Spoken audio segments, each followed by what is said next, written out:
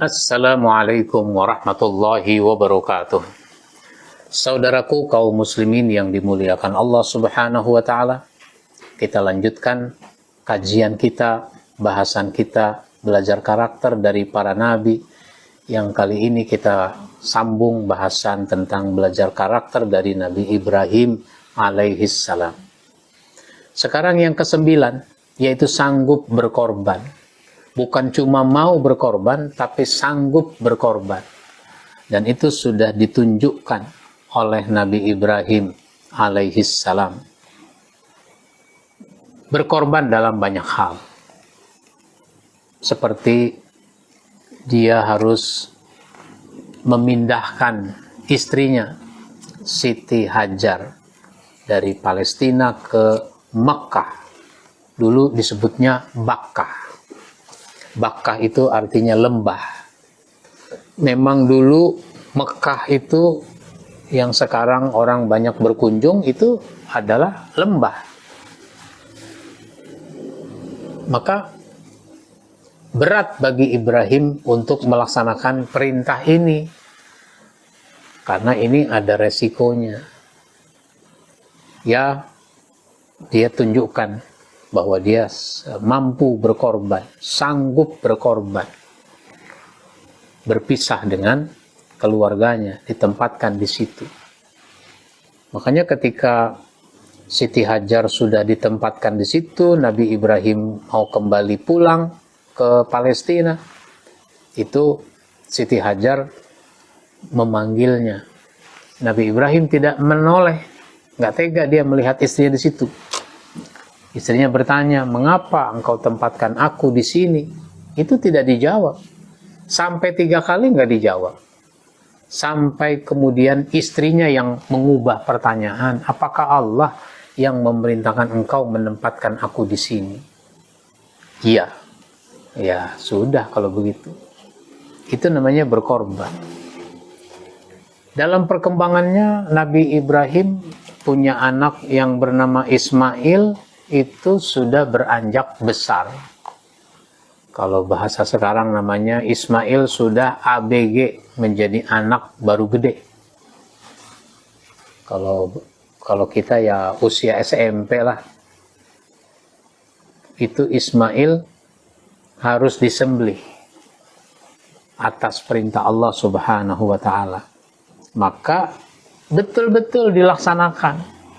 Itu namanya kesanggupan untuk berkorban, meskipun Allah mengganti dengan domba, mengganti dengan kambing. Nah sekarang tuntutan kita untuk berkorban kan nggak sampai ke tingkat itu. Kita berkorban saja dengan apa yang kita bisa. Berkorban dengan waktu, berkorban dengan tenaga, berkorban dengan biaya, berkorban dengan ilmu yang kita punya, berkorban dengan harta, fasilitas yang kita miliki. Korbankan untuk besar-besarnya kemaslahatan dalam kehidupan masyarakat. Jadi Nabi Ibrahim itu sanggup berkorban. Yang ke-10, mempersiapkan generasi penerus. Karena disadari tidak ada orang yang bertahan hidup sampai begitu lama.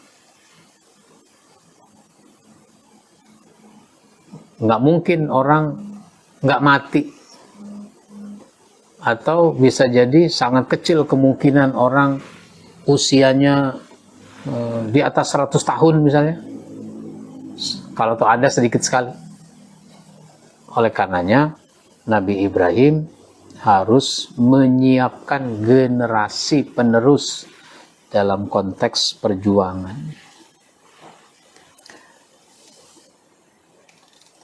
Dalam konteks inilah, maka Nabi Ibrahim ingin sekali punya anak.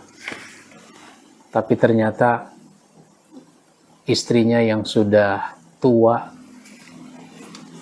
kalau bahasa sekarang namanya sudah menopause, sudah kecil kemungkinan bisa hamil, maka akhirnya Nabi Ibrahim menikah lagi dengan wanita yang lebih muda, bekas budak, yaitu Siti Hajar. Sesudah menikah, hamil.